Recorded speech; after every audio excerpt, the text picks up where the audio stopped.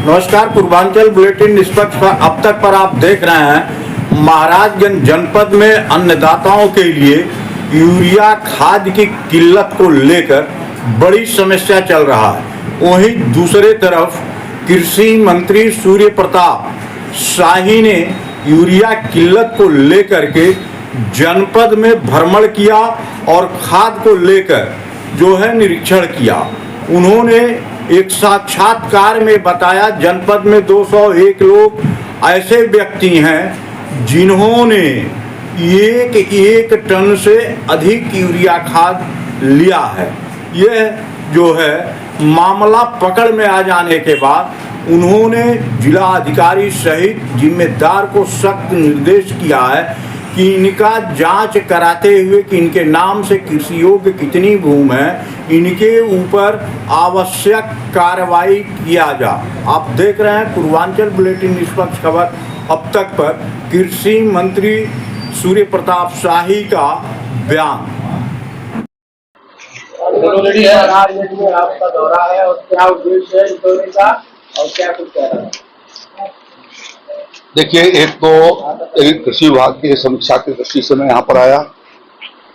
दूसरा, यहाँ से मीडिया में समाचार फर्टिलाइजर के संदर्भ में जा रहे थे, उस नाते कल भी मैंने एक दुकान को, एक थोक विक्रेता को देखा और आज भी कुछ जगहों पर जाकर के उसका देखूंगा। और जो कोई भी ओवर रेटिंग या टैगिंग करता पाया जाएगा उनके खिलाफ कार्रवाई की जाएगी। हमने यहाँ आकर के जो समीक्षा की है उसका विस्तार से अभी आपके सामने बताया कि यहाँ महाराजगंज में ऐसे कुछ लोग पाए गए जिन्होंने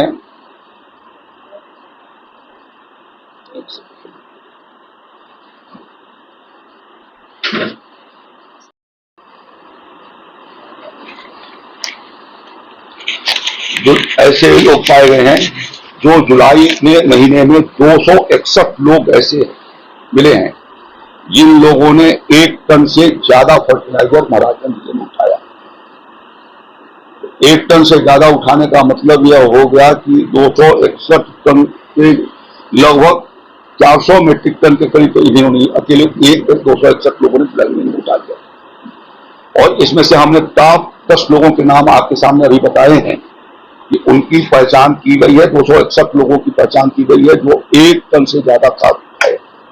अब उनकी जोत के हिसाब से, उनकी खेती के हिसाब से उसको सत्यापन कराई जाएगी और ज्यादा यदि उन्होंने फर्टिलाइजर उठाया है और उसका दुरुपयोग किया है तो उनके खिलाफ कार्रवाई भी की जाएगी।